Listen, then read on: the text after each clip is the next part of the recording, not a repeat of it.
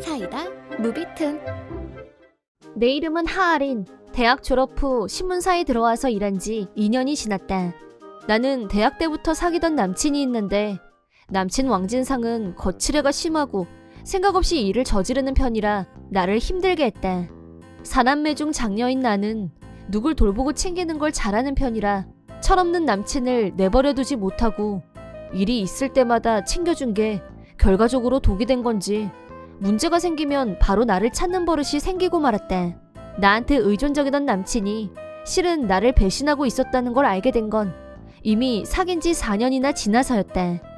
대학 후배인 한 마리한테서 어느 날 갑자기 전화가 걸려왔고 그제야 비로소 진상을 알게 됐다. 만나자고 해서 약속 장소인 카페로 나갔는데 한 마리는 아린 선배 여기에요. 오랜만에 연락해서 갑자기 이런 말을 하게 돼서 놀라실 것 같은데요. 저 선배님 남친 뺏었어요. 라고 폭탄 선언을. 너무 황당하고 어이가 없어서 내 남친인 거 알고 그랬다는 거야? 라고 묻자 당연하죠. 라고 대답했다. 그런 짓을 한 이유가 뭐냐고 묻자 선배 남친 얼짱이잖아요. 근데 선배는 나보다 못생겼고 그게 은근히 열이 받더라고요. 라면서 뭘 잘했다고 내 외모 비하까지. 대학 때부터 한 마리는 여자애들에 대한 비뚤어진 경쟁심이 있었다. 자기보다 조금이라도 잘나 보이면 자기랑 친하건 말건 상관없이 괴롭히기 일쑤였고 남친을 뺏는 걸로도 유명했다. 그러다 보니 여자애들 사이에서는 가장 비호감이었다. 나도 한 마리는 되도록 멀리하려 했던 후배이다. 전공까지 같았기 때문에 겉으로는 적당히 잘 지냈었지만 졸업하고 나서는 한 번도 연락한 적이 없었다. 오래간만에 연락이 와서 무슨 일인가 했더니 난데없이 내 남친을 뺏었다니. 적잖이 당황스러웠고 머릿속에서 상황 정리를 하는데 시간이 좀 걸렸다. 말없이 듣고만 있던 나에게 한 마리는 묻지도 않았는데 내 남친과 어떻게 깊은 사이가 됐는지 얘기를 시작했다. 한 마리는 이미 대학 때부터 내 남친을 타깃으로 노리고 있었는데 졸업 후에는 내 남친 직장 근처에 있는 주점을 싹 다 파악한 후 매주 그 근방을 탐색하면서 남친과 자만추를 연출. 드디어 한 바에서 내 남친을 찾아냈는데 성공. 한 마리는 주저없이 유혹했고 전혀 힘들지 않게 하룻밤을 보낼 수 있었다나 모르나. 그 뒤로 둘은 정기적으로 만남을 가졌다. 최근 들어서는 남친이 먼저 아린이하고는 헤어질 거야 라고 했기 때문에 나를 찾아왔다고 했다.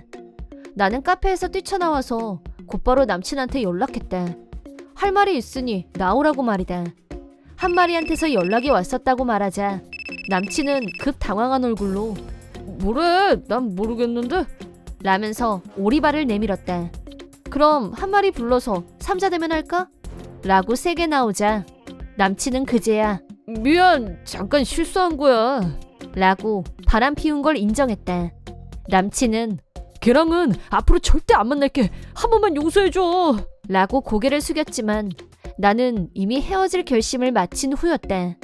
이미 오래전부터 돈 씀씀이가 해픈 점에 대해서 불만을 갖고 있었기 때문에 이 일로 결정적인 결별 사유가 생긴 것도 같고 아무튼 아무 미련이 없었다. 남친은 사과하고 매달렸지만 나는 결별을 선언하고 절대 연락하지 말라고 했다. 사귀는 동안 거의 매달 남친한테 돈을 빌려줬었는데 장부에 기록을 해뒀기 때문에 돈을 갚으라고 연락했다. 하지만 역시 돈 개념이 취약한 전 남친답게 내 연락을 완전히 무시했다. 그래서 다른 대학 친구들까지 동원해서 돈을 갚으라고 요구했다. 헤어진 지 2달 후 전 남친은 내가 요구한 금액을 모두 돌려줬다. 그리하여 남친과 깨끗하게 결별한 나는 일과 일상, 여행 등 더욱 충실하게 내 시간을 보내면서 잘 살고 있었다.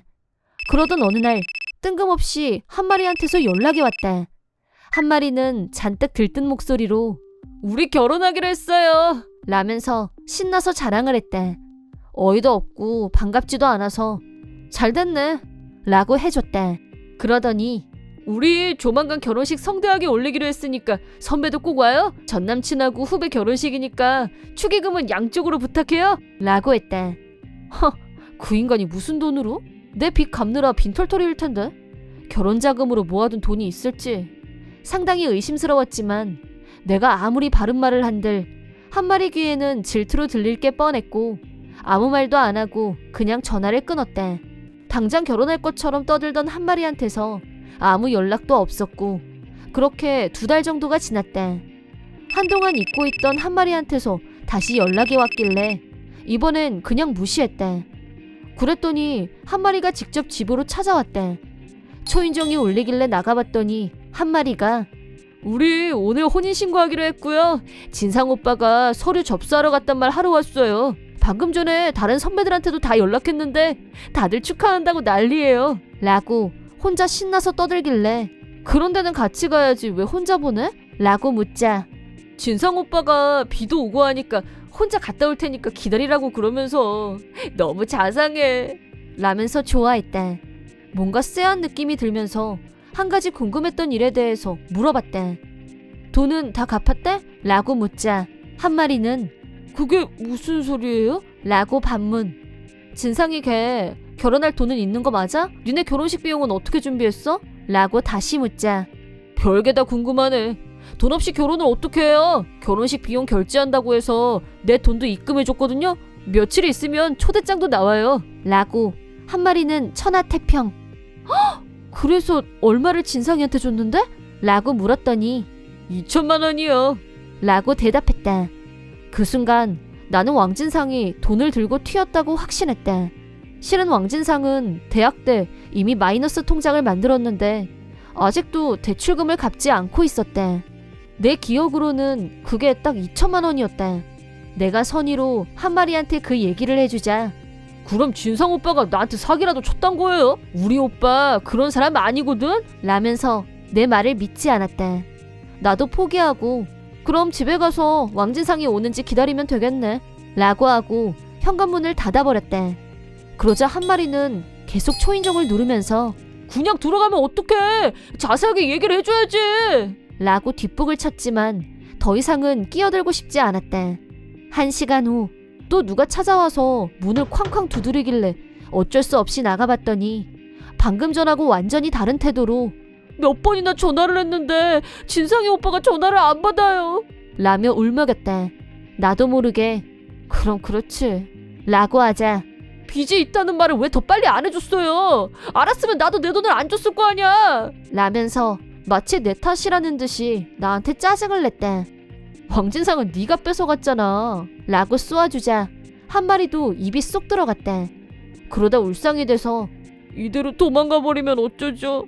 라고 하길래 나하고는 상관없는 일이니까 앞으로 나 찾아오지 마. 라고 선을 긋자 이 사기꾼! 하면서 소리를 지르길래 경찰을 부르는 척했더니 놀래서 꽁무니를 내뺐대. 그 뒤의 일은 다른 친구한테 들었는데 한 마리가 시청에 가서 알아봤더니 내 예상대로 혼인신고서는 접수되지 않았다고 한다.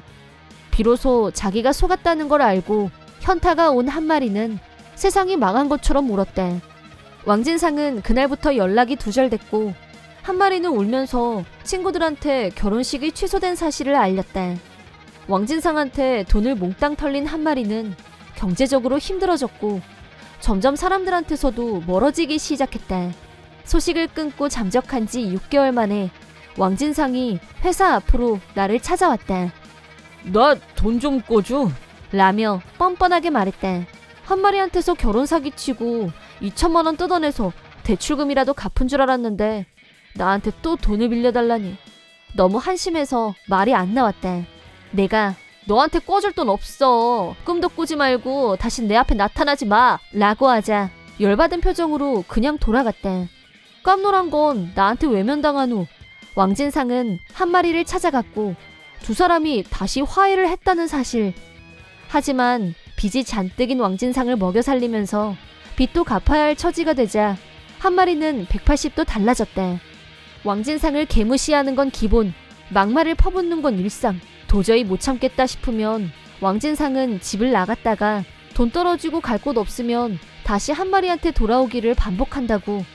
서로 욕하고 도망치면서 헤어지지도 못했대. 이런 두 사람의 관계는 정상이라고 보기 힘들었고 주변 사람들이 하나둘 모두 떨어져 나가면서 둘은 완전히 고립된 상황이 되고 말았대.